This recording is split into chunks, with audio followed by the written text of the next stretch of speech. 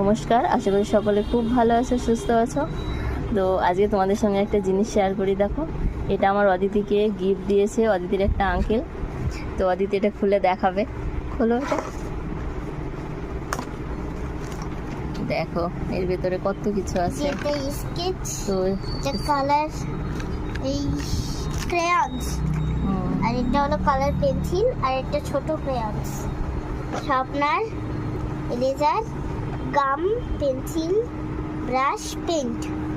এই যে paint colour খুব সুন্দর দেখো, আর বক্সটাও সুন্দর দেখতে, বাচ্চারা একদম খুশি হয়ে যাবে। একটা স্কেল আছে, আর এই যে এগুলো কি বলে মা?